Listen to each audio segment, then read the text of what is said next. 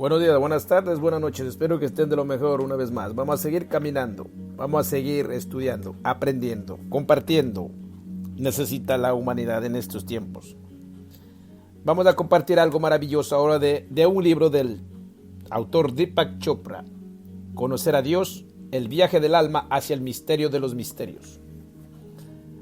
Conocer a Dios. Conocer a Dios, viaje del alma hacia el misterio de los misterios.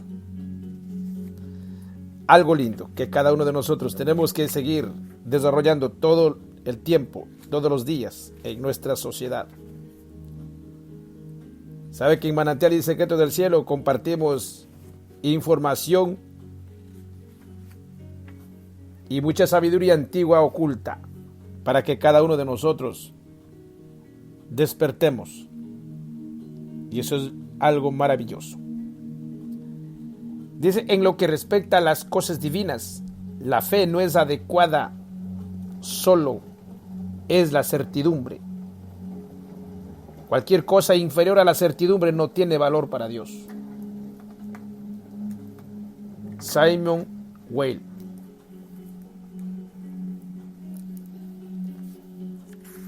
A los que aman la sabiduría, pues el tiempo de despertar y lo que estaba escondido. 1. Un Dios real y útil. Dios ha conseguido realizar la sorprendente proeza de ser adorado, pero invisible al mismo tiempo. Millones de personas lo describirían como un padre con barba blanca sentado en un trono en el cielo, pero nadie puede asegurar que lo haya visto personalmente. Aunque no parece posible ofrecer un solo hecho sobre el Todopoderoso que pudiera sostenerse ante un tribunal, una gran mayoría de personas cree en Dios, para ser más exactos, un 96% según algunas encuestas. Esto revela el gran vacío existente entre fe y lo que llamamos la realidad diaria. Necesitamos llenar este vacío. ¿De qué modo serían los hechos de los que tuviéramos? ¿Serían así? Todo aquello que experimentamos como realidad material nace en un reino invisible, más allá del espacio y el tiempo. Un reino consistente en energía e información, según ha sido revelado por la ciencia. Esta fuente invisible de todo lo que existe no es un espacio vacío, sino que es el mismo útero de la creación. Hay algo que organiza y que crea esta energía. Convierte el caos de sopa cuántica en estrellas, galaxias, selvas tropicales, seres humanos y nuestros propios pensamientos, emociones, memorias y deseos. En las páginas siguientes veremos que no solo es posible conocer esta fuente de existencia en un nivel abstracto, sino que además podemos llegar a intimar con ella. Cuando esto sucede, nuestros horizontes se abren a nuevas realidades. Tendremos la experiencia de Dios. Después de siglos de conocer a Dios a través de la fe, estamos preparados para entender la inteligencia divina directamente. En muchos aspectos, este nuevo conocimiento refuerza lo que la tradición espiritual ya nos había prometido. Dios es invisible y además hace milagros. Es el origen de todo impulso de amor. La belleza y la verdad son hijos de este Dios. Si no conocemos la fuente infinita de energía y creatividad, las miserias de la vida se hacen realidad. Acercarnos a Dios a través del conocimiento verdadero nos cura el miedo a la muerte, confirma la existencia del alma y da un sentido definitivo a la vida. Toda nuestra noción de la realidad ha sido puesta patas arriba. Dios, en lugar de ser una inmensa proyección imaginaria, ha resultado ser la única cosa real, y todo el universo, a pesar de su inmensidad y su solidez, es una proyección de la naturaleza de Dios. Estos sorprendentes acontecimientos que llamamos milagros nos dan la clave de su inefable inteligencia. Consideremos la siguiente historia. En 1924, un viejo campesino francés caminaba hacia su casa. Apenas veía debido a que perdió uno de los ojos en la Primera Guerra Mundial y tenía el otro gravemente dañado por el gas mostaza de las trincheras. La puesta del sol era muy brillante y ello le impedía ver a los dos jóvenes en bicicletas que habían doblado la esquina y se dirigían hacia él. En el momento del impacto aparece un ángel que toma por las dos ruedas la bicicleta que va adelante. La levanta un par de metros del suelo y la deposita sin daño alguno sobre el césped al lado de la carretera. La segunda bicicleta se detiene y los jóvenes se emocionan enormemente. Son dos, grita uno de ellos refiriéndose al hecho de que en lugar del anciano solo, hay dos figuras en la carretera.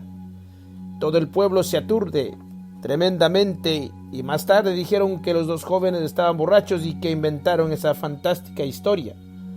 Por lo que el anciano se refiere, cuando se le preguntó sobre el hecho, dijo que no entendía la pregunta. ¿Podemos nosotros llegar a tener una respuesta? Sucede que el anciano era un sacerdote, el padre Jim Lamy, y que la aparición del ángel ha llegado hasta nosotros a través de su propio testimonio antes de su muerte. A Lamy, persona piadosa y muy querida, se le atribuyen muchos casos en los que Dios envió ángeles u otras formas de ayuda divina. Aunque no era muy amigo de hablar de ello, su actitud era real y modesta. Debido a la vocación religiosa de Lamy, es fácil rechazar este incidente como una historia para devotos. Los escépticos no se conmoverían. Por mi parte, estoy sencillamente fascinado por si pudo haber ocurrido, por si podemos abrir la puerta y permitir que entren en nuestra realidad ángeles para ayudarnos, junto con milagros, visiones proféticas y finalmente el gran desconocido Dios mismo. Todos sabemos que una persona puede aprender de la vida sin religión. Si yo escogiera 100 recién nacidos y filmara cada momento de sus vidas desde el principio hasta el fin, no sería posible predecir que aquellos que creen en Dios serán más felices, más sabios o que tendrán más éxito que los no creyentes. Es más, la cámara no puede grabar lo que queda por debajo de la superficie. Alguien que ha tenido la experiencia de Dios podrá ver el mundo con júbilo y alegría. ¿Es real esta experiencia? ¿Es útil para nuestras vidas o es solo un acontecimiento subjetivo y lleno de significado para la persona que la ha tenido, pero no más práctico que un sueño? Al principio de cualquier búsqueda de Dios hay un hecho escueto, y es que no deja huellas en el mundo material. Desde el principio de la religión en Occidente fue obvio que Dios tiene algún tipo de presencia, conocida en hebreo como Shekinah. Algunas veces esta palabra se traduce sencillamente como una luz o radiación.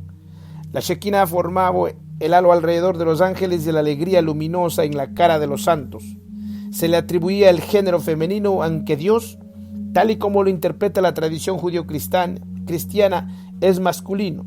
Sin embargo, el hecho significativo de la Shekinah no era su género. Como Dios es infinito, llamar a la deidad él o ella no es más que una convención humana. Era mucho más importante la noción de sí. Dios tiene una presencia, lo que significa que puede ser percibido, puede ser conocido. Este es un punto importante, ya que de cualquier otro modo se entiende que Dios es invisible e intocable, y menos que una pequeña parte de Dios toque el mundo material, será siempre inaccesible. Personificamos a Dios como una forma conveniente de hacerlo, más semejante a nosotros. Sin embargo, sería un humano muy perverso y cruel si quedara oculta a nuestras miradas mientras nos pide nuestro amor. ¿Cómo podría tener confianza en un tipo cualquiera de ser espiritual benévolo cuando miles de años de religión han estado tan manchados de sangre? Una nota sobre el género. Encontrar un pronombre para Dios no es fácil. Para seguir con la tradición más extendida, este libro utiliza el masculino, pero seguramente Dios trasciende los géneros. Podría haber ido rotando los diversos pronombres, él, ella, ello, pero con ello nos hubiéramos acercado más a la verdad y hubiera complicado la lectura. Necesitamos un modelo que sea al mismo tiempo parte de la religión, pero que no esté relacionado con ella. El siguiente esquema en 3 partes se adapta a la visión que tenemos de Dios con nuestro sentido común. Este esquema, que tiene de forma de un sándwich de realidad, puede ser descrito de la siguiente forma. Dios, zona de transición, mundo material. Las caras superior e inferior de la descripción no son nuevas y colocan a Dios por encima del mundo material y fuera de él. Dios debe ser separado de nosotros, de otro modo podríamos verlo pasando entre nosotros como lo hacía en el Génesis, según el cual, después de los 7 días de la creación, Dios paseaba por el jardín del Edén, gozando de su obra en el fresco del atardecer.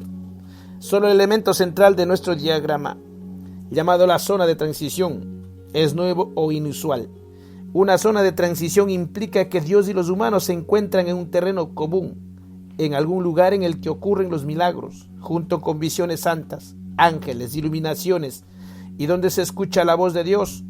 Todos estos fenómenos extraordinarios enlazan dos mundos, que son reales y que, sin embargo, no son parte de un fenómeno causa-efecto predecible. Dicho de otro modo, si nos aferramos obstinadamente a la realidad material como la única manera de saberlo todo, el escepticismo hacia Dios queda totalmente justificado. Los milagros y los ángeles desafían a la razón, y aunque las santas visiones pueden ser catalogadas de vez en cuando, la mente racional permanece desafiante, defendiendo su agarre al plano material. ¿Crees realmente que Dios existe? Bien, analicémoslo. Tú eres médico y yo soy médico. O bien Dios causa las enfermedades que vemos cada día o no puede hacer nada por detenerlas. ¿Cuál es el Dios que quieres que yo acepte? Estas palabras corresponden a un colega escéptico confirmado ateo, con el que yo solía hacer mis rondas en el hospital. No quiero que aceptes a ninguno de los dos, protestaba yo, pero él insistía. La realidad es la realidad. No hay que discutir sobre si una enzima o una hormona son reales, ¿verdad? Dios no resiste a ningún tipo de prueba objetiva. Todos lo sabemos, pero algunos hemos escogido no seguir engañándonos a nosotros mismos. En un sentido tenía razón.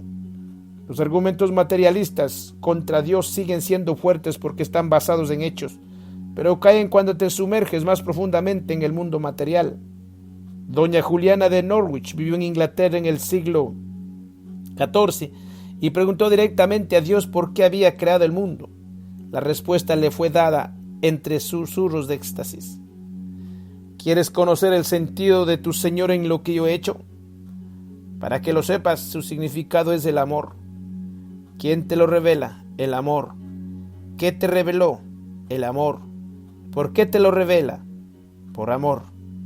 Para doña Juliana, Dios era algo que podía comer, beber, respirar y ver en todas partes como si fuera un amante caprichoso. Sin embargo, como la divinidad era su amante, fue elevada a alturas cósmicas en la que el universo era una cosita de la medida de una avellana puesta en la palma de la mano. Cuando los santos se vuelven casi locos con sus raptos, encontramos sus expresiones desconcertantes y sin embargo muy comprensibles. Aunque todos nos hemos acostumbrado a la ausencia de lo sagrado, nos damos cuenta de que los viajes a la zona de transición, aquella que está más cercana a Dios, continúan sucediendo. Experimentar a Dios es como volar. Parece que estoy andando sobre el suelo con tanto equilibrio que nada puede moverme del camino. Es como estar en el ojo del huracán. Veo sin juicio u opinión. Observo simplemente cómo va ocurriendo todo dentro y fuera de mi conciencia como si fueran nubes. Esta experiencia levitatoria común a santos y místicos es la descripción de un viaje cuántico. No hay mecanismo físico alguno conocido que lo desencadene, aunque el sentimiento de estar cerca de Dios puede darse en cualquier edad y ser experimentado por cualquier persona.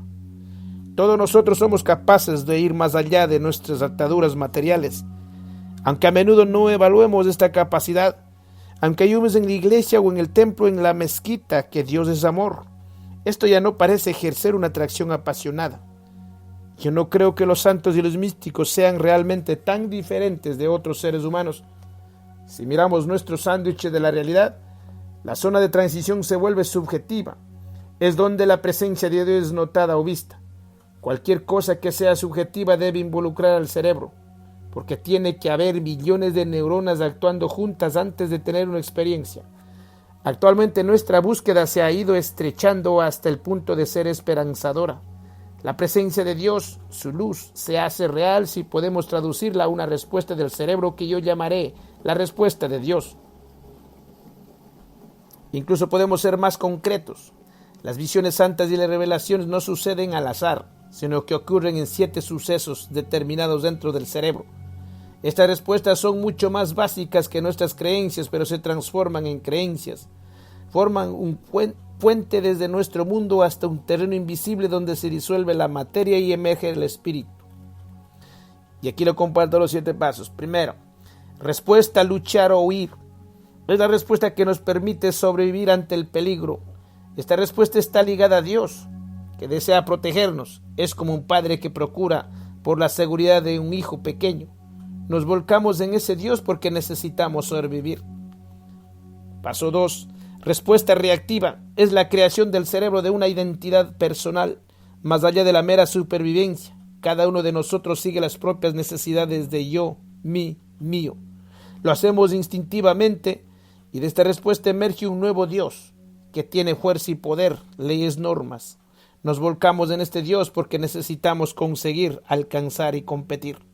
Tercero, respuesta de la conciencia en reposo. El cerebro puede estar activo o en descanso, y esta es la respuesta que da cuando desea paz. Cada una de las partes del cerebro alternan descanso y actividad. El equivalente divino es un Dios que necesita tener la sensación de que el mundo exterior no va a tragarnos en su infinito desorden. Respuesta 4. Respuesta intuitiva. El cerebro busca información desde fuera y desde dentro. El conocimiento exterior es objetivo, pero el interior es intuitivo. Nadie pregunta a un experto antes de decir soy feliz o estoy enamorado, sino que confiamos en nuestra capacidad de conocernos a nosotros mismos, de dentro o hacia afuera. El Dios que corresponde a esta respuesta es comprensivo e indulgente. Lo necesitamos para validar que nuestro mundo interior es Dios.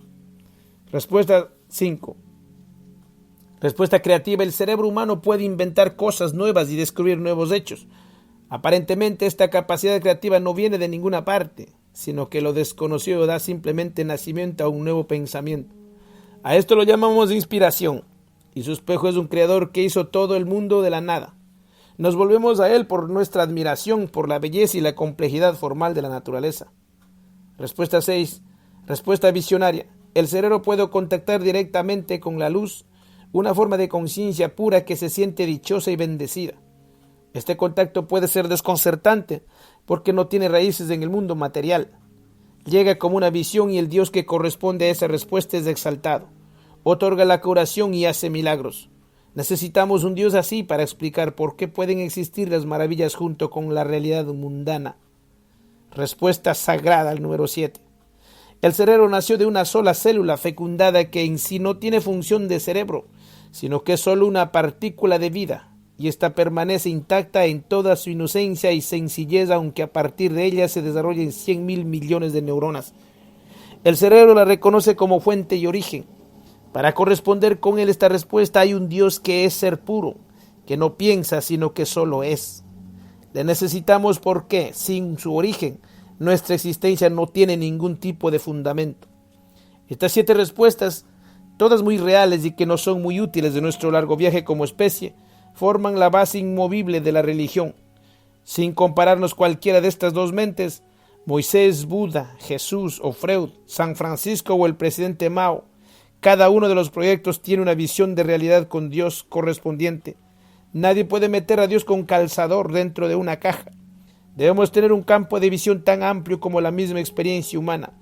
Los ateos necesitan a su Dios, que está ausente y es inexistente, mientras que en el otro extremo los místicos necesitan a su Dios, que es amor y luz puros.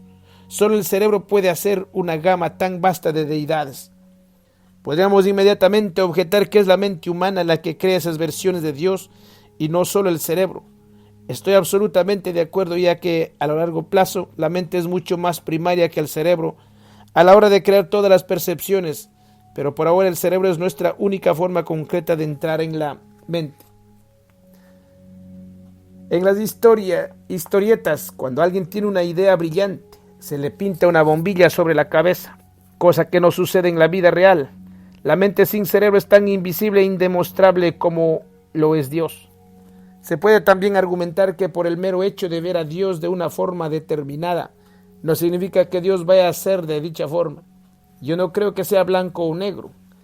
La realidad de Dios no está aparte de nuestras percepciones, está entretejida con ellas. Una madre puede ver a su recién nacido como una persona maravillosa y respetable. A través de su percepción, este niño crecerá para volverse una persona maravillosa y respetable, lo cual es uno de los misterios del amor. Entre padres e hijos existe un sutil intercambio de concesiones mutuas al más profundo nivel. De la misma forma, Dios parece crecer directamente a partir de nuestros valores interiores más profundos y existe un intercambio de concesiones mutuas por debajo del nivel de la mera creencia. Si quitamos todas las capas de una cebolla, en el centro encontraremos el vacío. Pero si quitamos todas las capas de un ser humano, en el centro encontraremos la semilla de Dios. Yo creo que Dios tiene que conocerse mirando al espejo. Si te ves temeroso, resistiendo y con dificultades para sobrevivir, tu Dios es el de luchar o huir. Si te sientes con poder y capaz de conseguir objetivos, tu Dios es el de la respuesta creativa. Si te ves centrado y calmado, tu Dios es el de la conciencia en reposo. Si te ves en crecimiento y evolución, tu Dios es de la respuesta intuitiva. Si te ves como alguien que convierte sus sueños en realidad, el tuyo es un Dios de la respuesta creativa. Si te ves capaz de obrar milagros, tu Dios es el de la respuesta visionaria. Si te ves como alguien con Dios, tu Dios es el de la respuesta sagrada. El cerebro de cada uno de nosotros puede crear innumerables pensamientos. Para haceros una idea, podemos tomar la cifra de 10 pensamientos por minuto. Un cerebro sencillo elaboraría más de 14,000 pensamientos por día, 5 millones por año y 350 millones en el curso de la vida. Pero para preservar nuestra salud mental, la mayoría de estos pensamientos son repeticiones de pensamientos anteriores, meros ecos. El cerebro es económico en la forma como produce un pensamiento y en lugar de tener millones de maneras de producirlo, tiene solo un número limitado. A los físicos les gusta decir que en realidad el universo es solo una sopa cuántica bombardeando nuestros sentidos con miles de millones de bits de datos cada minuto. Este caótico remolino debe ser también organizado en una cifra manejable, por lo que el cerebro, con sus 7 respuestas básicas, da algo más que salud mental y entendimiento. Proporciona un mundo entero. Presidiendo este mundo creado por él mismo, hay un Dios que lo abarca todo, pero que también debe encajar en la forma de trabajar del cerebro. De una forma u otra, cuando una persona pronuncia la palabra Dios, designa una de las respuestas específicas de la siguiente lista. Cualquier Dios que nos protege como un padre o una madre procede de luchar o huir. Cualquier Dios que hace leyes y gobierna la sociedad procede de la respuesta creativa. Cualquier Dios que nos da paz interior procede de la respuesta de la conciencia en reposo. Cualquier Dios que anima a los seres humanos a alcanzar todo su potencial procede de la respuesta intuitiva. Cualquier Dios que nos inspira para explorar y descubrir procede de la respuesta creativa. Cualquier Dios que hace milagros procede de la respuesta visionaria. Cualquier Dios que nos vuelva a la unidad con él procede de la respuesta sagrada. Por lo que yo sé, el cerebro no puede registrar una deidad fuera de las 7 respuestas. ¿Y por qué no? Porque Dios está entretejido con la realidad y el cerebro conoce la realidad bajo estas formas limitadas. Podría parecer, pero no es así, que estuviéramos reduciendo al Padre Todopoderoso, la deidad primigenia y el misterio de los misterios a una tormenta de actividad eléctrica en el córtex cerebral. Lo que intentamos es encontrar los hechos básicos que harán que Dios sea posible, real y útil. Mucha gente se sentirá atraída por esto porque anhela un Dios que se adapte a sus vidas. Sin embargo, nadie puede hacer entrar a Dios en la vida cotidiana. La verdadera cuestión es si ya podría estar presente sin ser visto. Volvamos ahora a la zona de transición de nuestra sándwich de realidad. A menos que ahí queramos tener una visión, la presencia de Dios es demasiado fantasmagórica como para confiar en ella. ¿Está el cerebro preparado para un viaje así? De ningún modo. Una amiga mía, que es una buena cantante, conocido muy bien a John Lennon, una noche no hace mucho tuvo un sueño en el que le vio y él le enseñaba una imagen del pasado en la que los estaban juntos. Se despertó y decidió escribir una canción nueva y muy íntima basada en el sueño. Sin embargo, con la luz del día, empezó a tener dudas. Yo llegué a Londres para visitarle y me habló de su indecisión. Después de todo, no es más que un sueño, ¿verdad? Dijo, quizás estoy exagerándola tontamente. En aquel momento, su hijo de 3 años entró corriendo en la habitación y se dejó caer en un sillón del rincón. Casualmente se sentó sobre el mando a la distancia del televisor, con el que éste se puso en marcha repentinamente. En la pantalla vimos con sorpresa un programa nostálgico en el que se podía ver a John Lennon, con mi amiga sonriendo a la cámara, justo la misma imagen que ella había visto en sueños. Mi amiga rompió a llorar porque ya tenía la respuesta. Le escribiría la canción a John Lennon. Creo que esta interacción tuvo lugar en la zona de transición. Un mensaje llegó de un lugar más profundo de lo que nosotros normalmente llegamos. Decir que vino de espíritu o de Dios está totalmente justificado, pero el cerebro también desempeña su papel, ya que este incidente empezó con los procesos cotidianos del cerebro, pensamientos, emociones, sueños, dudas, que finalmente cristalizaron en inspiración. Podemos ver un ejemplo perfecto de nuestra quinta respuesta, la respuesta creativa. ¿Podemos de verdad satisfacer las demandas de objetividad cuando se trata de Dios? Un físico reconocería nuestro sándwich de realidad sin dificultad. ¿El mundo material se ha disuelto y hace tiempo para los grandes pensadores cuánticos? Después de que Einstein convirtió el tiempo y el espacio en cosas fluidas que se funden una con la otra, la tradición universal no podía sostenerse. En el sándwich de la realidad de la física hay también 3 niveles. Realidad material, el mundo de los objetos y los hechos. Realidad cuántica, una zona de transición donde la energía se vuelve materia. Realidad virtual, el lugar más allá del tiempo y el espacio, el origen del universo. Ahora nos metemos en un problema semático, ya que la expresión realidad virtual ya no se usa del modo en que los físicos la entenderían. Estas palabras significan actualmente una realidad simulada por el ordenador o incluso de forma vaga, cualquier videojuego. Por lo tanto, modificaré la expresión realidad virtual y la llamaré campo virtual, y para adaptarnos, la realidad cuántica tendrá que ser campo cuántico.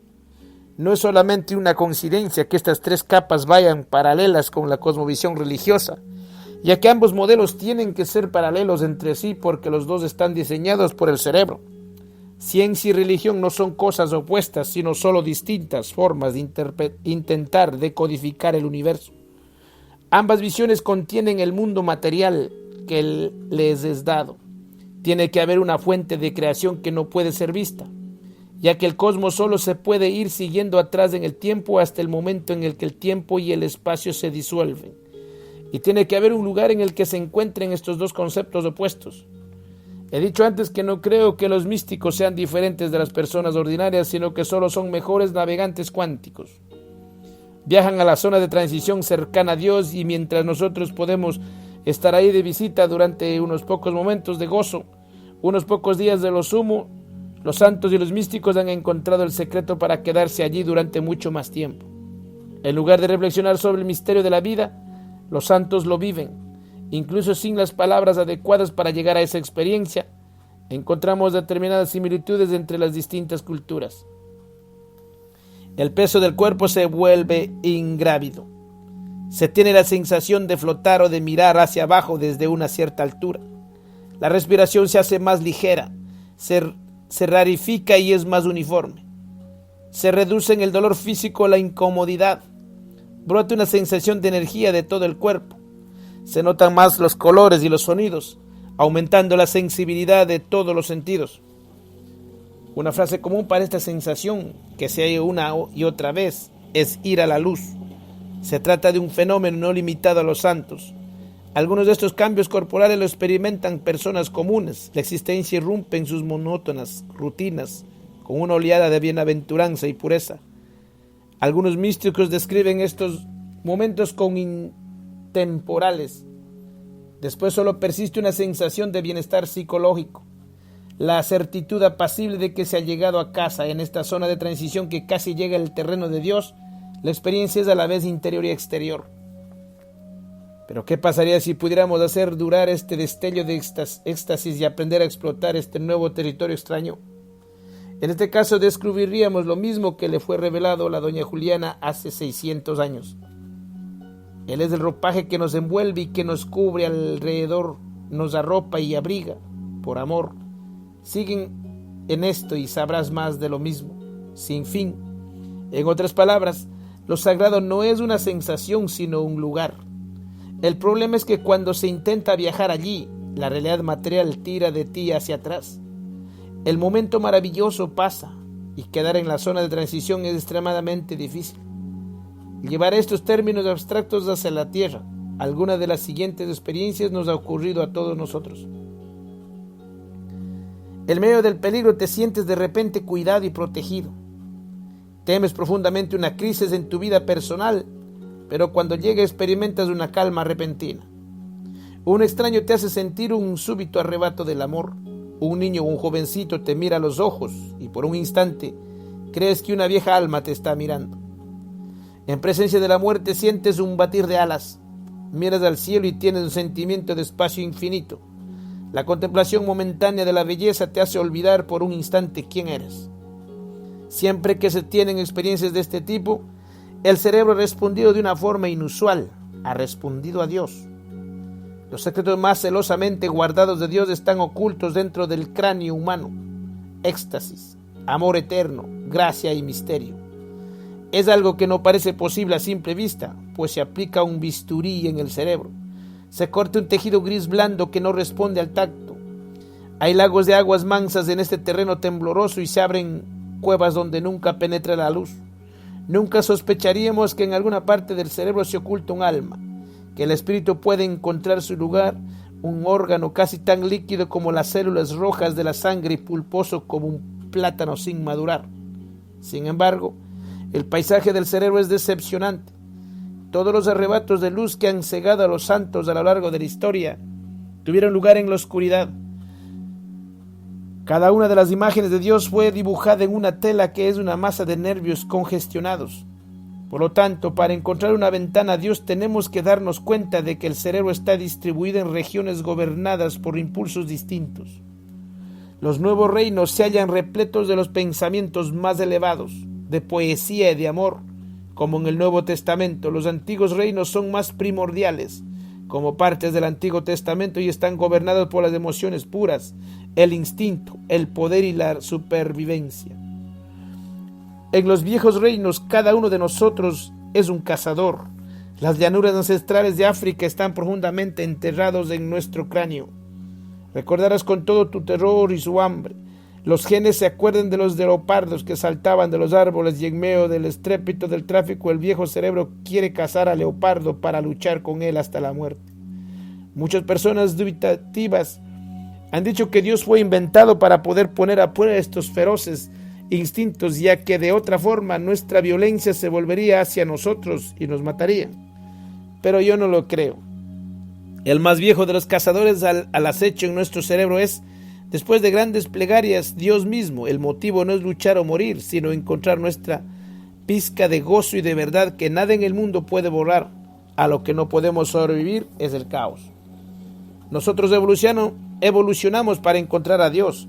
Esto es todo lo que hace la luminosa tormenta de la actividad sin descanso del cerebro. Para nosotros Dios no es una elección sino una necesidad. Hace casi 100 años el gran psicólogo y filósofo William James declaró que la naturaleza humana contiene un deseo de creer en algún poder superior. Personalmente James no supo si Dios existía o si había un mundo más allá de este. Estaba casi seguro de que no se podían encontrar pruebas de Dios, pero tenía el convencimiento de que si les quitaba la fe a los seres humanos, se les privaba de algo profundo. Necesitamos cazar. Resulta que Dios no es una persona, sino que es un proceso. El cerebro está cablado para encontrar a Dios. Hasta que lo encuentres no sabrás quién eres. Sin embargo, esta es una trampa, porque nuestro cerebro no nos conduce automáticamente al espíritu. La búsqueda ha sido siempre necesaria. Algunas personas tienen la sensación de que Dios está en su alcance, o por lo menos no muy lejos, mientras que otras piensan que está totalmente ausente. En una reciente entrevista ha sido curioso constatar que el 72% de los encuestados dijeron que creían en el cielo, mientras solo el 56% creen en el infierno. Esto es lo más que un cándido optimismo. La tendencia de la vida nos dirige en la dirección correcta. Un buscador siempre espera ver al Dios único, verdadero y final que resolverá todas nuestras dudas, pero en lugar de ello vamos a la caza de pistas. Al ser incapaz de la totalidad de Dios, obtenemos indicaciones del cerebro que tiene una sorprendente capacidad de insertar constantemente visiones espirituales en las situaciones más mundanas. Volvamos a algunos de los ejemplos que dábamos. En medio del peligro te sientes de repente cuidado y protegido. Se te está revelando el espíritu a través de luchar o huir. Temes profundamente una crisis en tu vida personal, pero cuando ésta llega experimentas una calma repentina. Se te está revelando el espíritu a través de la conciencia en reposo. Un extraño te hace sentir un súbito arrebato de amor. Se te está revelando el espíritu a través de la respuesta visionaria. Un niño o un jovencito te mira a los ojos y por instante crees que una vieja alma te está mirando. Se te está revelando el espíritu a través de la intuición. Miras al cielo y tienes un sentimiento de espacio infinito. Se te está revelando el espíritu a través de la unidad. En la vida moderna es típico creer que la naturaleza está dispuesta de modo aleatorio y caótico, cosa que dista mucho de ser cierta. La vida parece sin sentido cuando se han agotado las viejas respuestas, las viejas realidades y la vieja versión de Dios. Para hacer volver a Dios, tenemos que seguir nuevas y extrañas respuestas, nos lleven a donde nos lleven. Como un profesor espiritual apuntó sabiamente, el mundo material es infinito, pero es infinito aburrido. El infinito realmente interesante está detrás.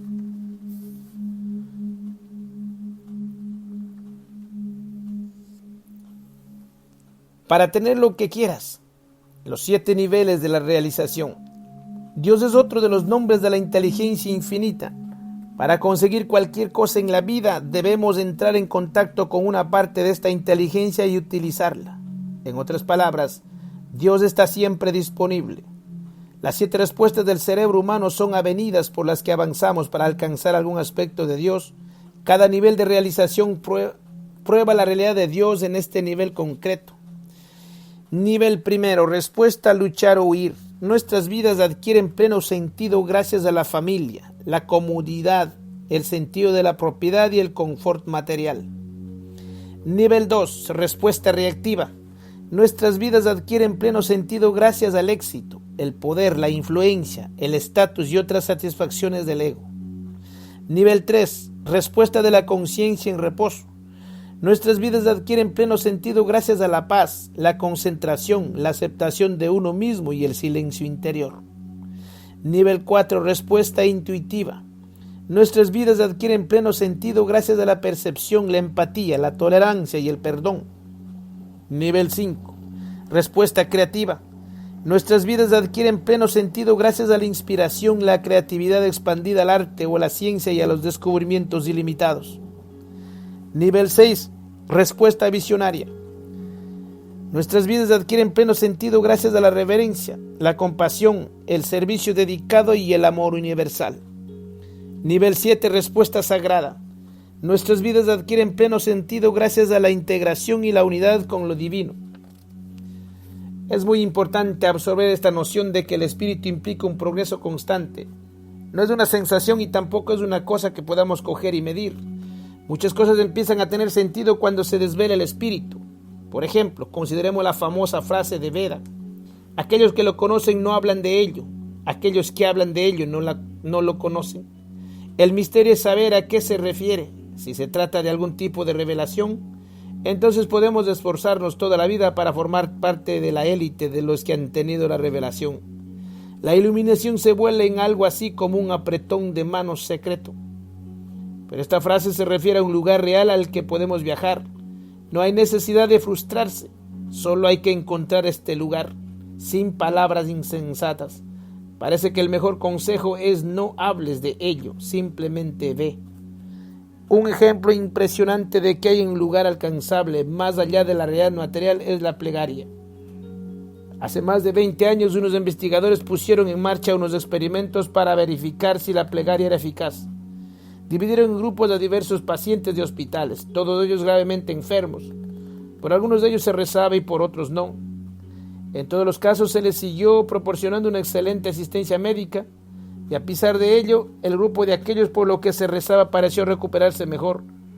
El resultado fue tanto más sorprendente cuando se descubrió que la persona que realizaba la plegaria no tenía necesariamente que conocer al paciente personalmente, ni incluso saber su nombre.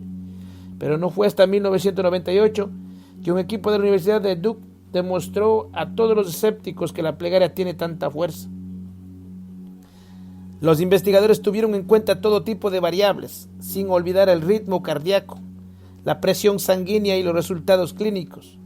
Si estudiaron 150 pacientes que habían sufrido intervenciones cardíacas invasivas, ninguno de ellos sabía que alguien rezaba por ellos.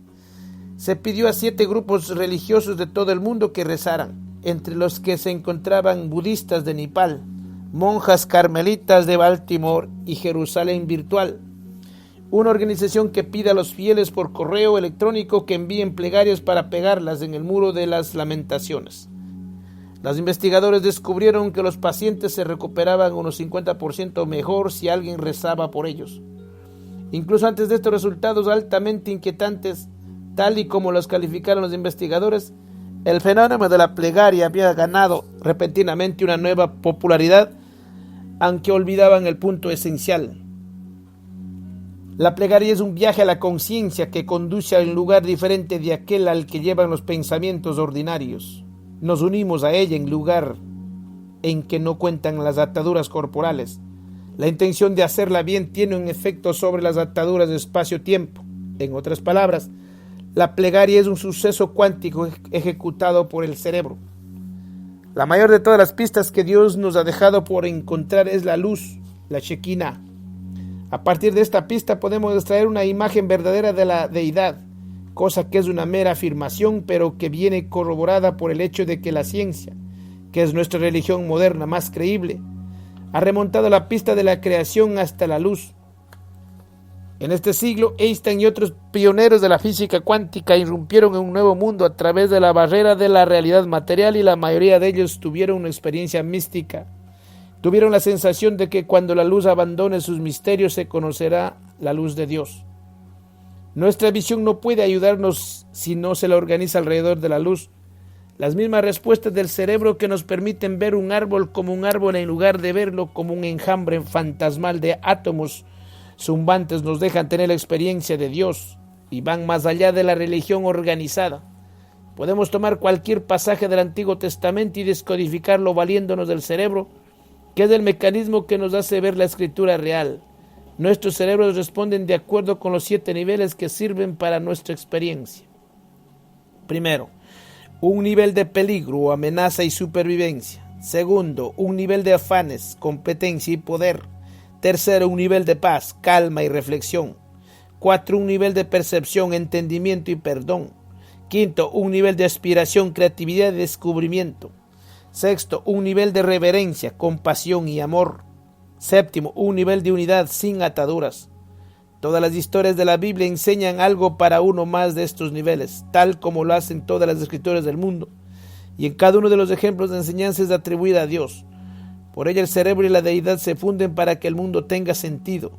Repitamos que la única cosa a la que no podemos sobrevivir es al caos. Si creemos en un Dios castigador y vengador, claramente relacionado con luchar o huir, no veremos la realidad del nirvana enseñada por Buda. Si creemos en el Dios de amor imaginado por Jesús, arraigado en la respuesta visionaria, no veremos la realidad del mito griego en que Saturno, el padre primigenio de los dioses, se comió a todos sus hijos. Todas las versiones de Dios son en parte máscara y en parte realidad, ya que el infinito solo puede revelar una porción de sí mismo en cada momento. En efecto, todos seríamos adultos, por lo menos en Occidente, llamando a Dios por el pronombre neutro, excepto en el caso de la anomalía lingüística del hebreo, que no tiene pronombre neutro. En sánscrito, los antiguos indios no tenían este problema y se referían a la deidad infinita como Lo y Eso. La conclusión más sorprendente de nuestro nuevo modelo es que Dios es como somos nosotros. Todo el universo es como somos nosotros ya, que sin la mente humana habría solo una sopa cuántica, miles de millones de impresiones sensoriales al azar.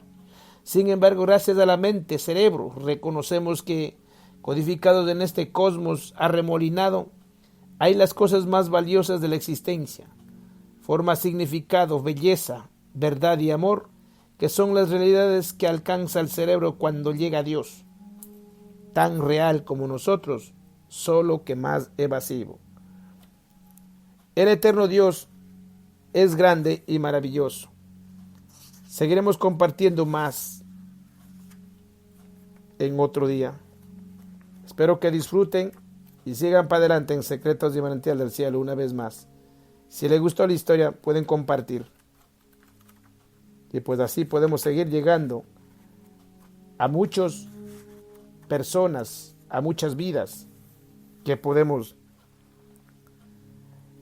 para que vean lo que realmente el Dios que amamos, que buscamos, ¿dónde está? Pero como son todos estos misterios, enigmas, los 7 niveles de los milagros. Un milagro es una exhibición de poder más allá de los 5 sentidos. Aunque los milagros tienen lugar en la zona de transición, difieren según los niveles. En general, los milagros se hacen sobrenaturales después de la 4ª o 5ª respuesta del cerebro, pero cada milagro implica un contacto directo con el espíritu. Nivel primero, respuesta: luchar o huir. Milagros que implican sobrevivir a un gran peligro, rescates imposibles, un sentido de la protección divina. Ejemplo: una madre que corre una casa en llamas para rescatar a su hijo, o que levante un coche bajo el que se haya atrapado un niño. Nivel 2, respuesta creativa. Milagros que implican logros increíbles y éxito, control sobre la mente y el cuerpo. Ejemplo: hechos extremos de artes marciales, niños prodigio con dones inexplicables de música o matemáticas, el surgir de Napoleón de poderes inmensos nacidos en una cuna humilde, hombres del destino. Nivel 3, respuesta de la conciencia en reposo. Milagros que implican sincronismo, poderes yógicos, premoniciones, el poder sentir a Dios o a los ángeles. Ejemplo: yogis que pueden cambiar su temperatura corporal o el ritmo cardíaco a voluntad. Ser visitados por alguien que vive lejos y que acaba de morir. Recibir la visita del ángel de la guarda. Nivel 4, respuesta intuitiva. Milagros que implican telepatía, fenómenos extrasensoriales, conocimiento de vidas pasadas o futuras, poderes proféticos. Ejemplo: leer los pensamientos o el aura de los demás, hacer predicciones psíquicas, realizar proyecciones astrales a otros lugares. Nivel 5, respuesta creativa. Milagros que implican inspiración divina, genio artístico, realización espontánea de deseos que se hacen realidad. Ejemplo: la bóveda de la Capilla Sixtina, tener un pensamiento que repentinamente se manifiesta, las percepciones de Einstein sobre el tiempo y la relatividad. Nivel 6, respuesta visionaria. Milagros que implican curación, transformaciones físicas, apariciones santas, hechos sobrenaturales al nivel más alto. Ejemplo: andar sobre las aguas, curación de enfermedades incurables por el mero contacto, revelación directa de la Virgen María. Nivel 7, respuesta sagrada. Milagros que implican una evidencia interior de iluminación. Ejemplo: vidas de los grandes profetas y maestros como Buda, Jesús y Lao Tse. No espere que todos los escépticos y ateos que lean este libro se pongan en pie repentinamente y proclamen que Dios es real, ya que esta creencia se alcanza superando diferentes fases. Pero ahora al menos tenemos algo a que agarrarnos y que a veces es extremadamente útil. Podemos explicar esos misterios, viajes que los místicos han hecho a la realidad de Dios. Esos viajes siempre me han conmovido profundamente y recuerdo exactamente cuando empezó mi fascinación por ellos. El primero de estos viajeros del que oír hablar era uno que llamaban el Coronel, y su historia es uno de los embriones de este libro. Ahora que vuelvo a contarlo, noto cómo mi mente experimenta la realidad del Coronel, que pasó por diferentes fases, del peligro a la compasión, de la paz a la unidad. Nos servirá como una promesa de la verdad desvelada que es posible en cualquiera de nuestras vidas. Yo tenía 10 años y mi padre, que era médico en el ejército indio, había trasladado a su familia a Assam. No hay lugar en el país más verde, idílico. Assam es el Edén. Si es que este estuvo cubierto por plantaciones de té hasta 12, donde alcanza la vista, yo podía literalmente oír una canción en mi cerebro mientras caminaba hacia la escuela, en lo alto de la colina. Fue seguramente el encanto de la colina lo que hizo que me diera cuenta de un viejo mendigo que acostumbraba a sentarse al lado de la carretera, siempre bajo su árbol, vestido con harapos, sin pronunciar apenas palabras y casi sin moverse. Las mujeres del pueblo estaban totalmente convencidas de que esta figura deseada era un santo, y en consecuencia se sentaba a su lado durante horas para rezar por una curación o por un recién nacido. Mi abuela aseguraba que nuestro vecino había sido curado de artritis con solo pasar por su lado y pedirle silenciosamente la bendición. Curiosamente, todos llamaban a este viejo mendigo el Coronel. Un día no pude controlar mi curiosidad y pregunté por qué mi mejor amigo en la escuela, Opo, indagó por mí. La madre de Opó había sido curada por el coronel y su padre, un periodista que trabajaba en la ciudad, tenía una historia muy interesante que contarme. Al final de la Segunda Guerra Mundial, una gran fuerza de tropas británicas, el condenado ejército olvidado, había sido aniquilado o capturado por los invasores japoneses en Birmania. Debido a las interminables lluvias monzónicas, la lucha había sido dura y penosa y el tratamiento recibido por los prisioneros de guerra era atroz. En el ejército británico había también indios sirviendo y uno de ellos era un médico bengalí llamado Sengupta. Sengupta estaba a punto de morir de hambre en un campo de concentración cuando los japoneses decidieron retirarse de sus posiciones.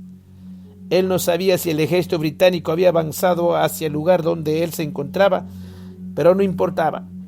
En vez de cambiar de sitio el campo de concentración, sus captores pusieron a los prisioneros en fila y les dispararon un tiro en la cabeza a quemarropa. Sengupta estaba de alguna forma agradecido por morir y terminar de este modo su tormento. Cuando llegó el momento, oyó el sonido del arma en su sien. Sintió un gran dolor y cayó. Pero no era el fin. De forma milagrosa recuperó el conocimiento varias horas más tarde, cosa que dedujo por qué la noche había caído y el campo de concentración estaba mortalmente silencioso. Transcurrió un rato antes de que Sengupta, que sentía que se ahogaba, se diera cuenta con horror de que estaba debajo de un pesado montón de cadáveres. Con las prisas por abandonar el campo, nadie había verificado si estaba realmente muerto y su cuerpo flácido había sido arrojado al montón con los demás. Le pareció tardar una eternidad antes de reunir las fuerzas necesarias para arrastrarse hasta el aire libre, llegar hasta el río y lavarse. Temblando de miedo y repulsión, era evidente que estaba solo y que los aliados no acudían al rescatarlo. Al hacerse de día, tomó la decisión de andar hasta llegar a un lugar donde pudiera estar a salvo. Como estaba en lo más profundo de la zona de guerra y sin noción alguna de geografía, Birmania decidió volver a la India y así lo hizo. Vivió como pudo a la base de frutas, de insectos y de agua de lluvia, viajando de noche y escondiéndose de día en la jungla. El terreno consistía en colinas y más colinas y el suelo era una profunda capa de lodo. Pasó por algunos pueblos y granjas, pero no confiaba en la gente y no pidió asilo. En la oscuridad oía animales desconocidos en una época en que aún había tigres en Birmania y se encontró con serpientes que le horrorizaron. Sengupta tardaría meses en llegar a la frontera con Bengala, y cuando lo consiguió el demacrado héroe llegado a Calcuta se encaminó al cuartel general del ejército británico, donde hizo su informe y explicó su hazaña. Pero los británicos, lejos de creerlo, lo arrestaron inmediatamente y lo encadenaron porque sospechaban que era un espía o un colaborador japonés. Roto emocional y físicamente, Sengupta yacía en su oscura celda y pensaba en la suerte que le había llevado de una prisión a otra. En algún momento de este periodo de desgracia, con interrogatorios diarios y la posterior corte marcial, Sengupta sufrió una transformación suprema. Era algo de lo que él nunca habló, pero el cambio fue sobrecogedor y en lugar de amargura obtuvo una paz completa. Sanó sus heridas exteriores e interiores, algo muy apropiado de alguien que iba a convertirse en sanador de los demás, y ya no luchó más y esperó con calma la inevitable sentencia de la corte. De forma sorprendente, lo inevitable no sucedió, ya que en un repentino cambio de opinión, los británicos decidieron creer que su historia era verdad, impulsados por el inmediato fin de las hostilidades cuando los americanos lanzaron la bomba atómica sobre Japón. Al cabo de una semana, Sengupta fue liberado, se le concedió la medalla al valor y se lo paseó triunfalmente por las calles de Calcuta como un héroe. Sin embargo, él parecía tan insensible a los victorias como lo había sido al sufrimiento. Dejó la medicina y se hizo monje peregrino. Cuando envejeció y encontró su lugar de descanso debajo del árbol en Assam, no le contó a nadie su historia y fueron los aldeanos los que le dieron el apodo de coronel. Informados quizá por el padre de Opó, el periodista, Naturalmente, a la edad de 10 años, lo que más me interesaba saber era cómo era posible que a un hombre le dispararan en la cabeza a quemarropa y siguiera vivo. El padre de Opó se encogió de hombros. Me explicó que cuando fueron capturados, la mayoría de soldados británicos estaban armados con munición hecha en la India. Los japoneses ejecutaron a Sengupta con su propia arma. Y sin duda, una de las balas era defectuosa y estaba llena de pólvora, pero no tenía el proyectil. Esta era la explicación racional sin visos de milagro. Hoy en día me planteo otra pregunta: ¿qué tiene más significado para mí? ¿Cómo puede un tormento tan desmesurado que daría todo tipo de razones para abandonar la fe, dar paso a la fe absoluta? Nadie pone en duda que el coronel alcanzó la santidad a través de esta experiencia tan rigurosa, de este viaje místico, persiguiendo a Dios hasta el fin.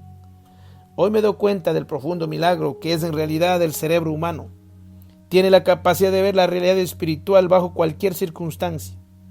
En el caso del Sengupta, consideremos de qué modo pudo haber sido aplastado por el terror de la muerte, la posibilidad de estar aquí un día y en otro lugar al siguiente, el temor de que Dios no prevaleciera sobre el mal y la frágil libertad que pudo haber sido extinguida por la cruel autoridad. Es evidente, a pesar de la confusión que hace que creer en Dios sea más difícil que nunca, que todavía existen todos los niveles de revelación. La redención no es más que otra palabra para invocar nuestra habilidad innata para ver con los ojos del alma. Cada día en nuestra cabeza se oyen dos voces, una que cree en la oscuridad y la otra en la luz. Solo una de las realidades puede ser real de verdad. Nuestro nuevo modelo, el sándwich de realidad, soluciona este enigma. Sengupta hizo un viaje a la zona de transición donde ocurren las transformaciones, donde el mundo material pasa a ser energía invisible y donde también se transforma la mente. El viaje del alma de Sengupta pasó por luchar o huir, por la conciencia en reposo, por la intuición, por la visión y finalmente encontró el coraje de vivir en la respuesta visionaria durante el resto de su vida. Se acomodó en un nuevo camino, arropado por el amor y la serenidad, porque su cerebro había descubierto que podía escaparse de la prisión de sus antiguas reacciones, elevándose hasta un nuevo nivel superior que él percibió como Dios. Ahora tenemos en nuestras manos, por lo tanto, la descripción de todo su viaje espiritual. La revelación de Dios es un proceso posible, gracias a la capacidad del cerebro de revelar su propio potencial. En cada uno de nosotros hay admiración, amor, transformación y milagros, no solo porque los anhelemos, sino porque todo ello es nuestro desde el nacimiento. Nuestras neuronas han evolucionado para hacer reales estas elevadas aspiraciones y desde el útero del cerebro renace un Dios nuevo y útil, o para ser más precisos, 7 variaciones de Dios, que dejan todo un rastro de pistas para que lo sigamos cada día. Si me preguntaran por qué me esfuerzo en conocer a Dios, mi respuesta sería egoísta. Porque quiero ser un creador. Esta es la promesa definitiva de espiritualidad, que podemos ser los autores de nuestras propias existencias, los creadores de nuestros destinos personales. Nuestro cerebro está prestando este servicio de forma inconsciente, ya que en el campo cuántico el cerebro escoge la respuesta adecuada para cada momento dado. El universo es un caos sobrecogedor que debe ser interpretado y descodificado para que tenga sentido. Por lo tanto, el cerebro no puede tomar la realidad del modo en que le es dada. Tiene que seleccionar una de las 7 respuestas y la decisión se toma en el reino cuántico. Para conocer a Dios se debe participar de forma consciente en el viaje, que es la finalidad del libre albedrío. En la superficie de la vida hacemos elecciones mucho más triviales, pero pretendemos llevar una carga muy pesada cuando en realidad estamos constantemente representando 7 opciones fundamentales sobre el Rey del mundo que reconocemos. La opción del miedo si queremos esforzarnos para apenas sobrevivir. La opción del poder si queremos competir y conseguir. La opción de la reflexión íntima si queremos paz. La opción de conocernos a nosotros mismos si queremos percepción. La opción de crear si queremos descubrir los trabajos de la naturaleza. La opción del amor si queremos curar a los demás y a nosotros mismos. La opción de ser si queremos apreciar el alcance infinito de la creación de Dios. No estoy ordenando, en modo alguno las opciones de peor o mejor, ni de la buena a la mejor. Somos capaces de tomar todas estas opciones porque están incorporadas a nosotros. Pero muchas personas solo se han activado algunas de las primeras respuestas porque una parte de su cerebro está dormido y por lo tanto su visión del espíritu es extremadamente ilimitada. No es de extrañar que al hecho de encontrar a Dios se le llame despertar, porque un cerebro completamente despierto es el secreto para conocer a Dios. Al fin y al cabo, el séptimo nivel es la meta, la que es que el ser puro nos permite revelar la infinita creación de Dios. Es en este punto en el que los judíos místicos que buscaban la Shekinah se encuentran con los budistas en su búsqueda del Satori, y cuando lleguen los antiguos Vedas le estarán esperando en presencia del Shiva, junto con Cristo y su Padre. Este es el lugar que es al mismo tiempo el principio y el fin de un proceso que es Dios. En este proceso, cosas como el espíritu, el alma, el poder y el amor se nos desvela de una forma completamente nueva. La certitud sustituye a la duda, y como escribió ya una vez la inspirada escritora francesa Simone Weil acerca de la búsqueda espiritual, solo es válida la certidumbre. Cualquier cosa inferior a la certidumbre no tiene valor para Dios. Bendito sea el Eterno por siempre jamás. Seguimos compartiendo una vez más en Secretos y Manantial del Cielo. Si te gustó la historia, la reflexión, compártelo. Que el Eterno lo bendiga grandemente.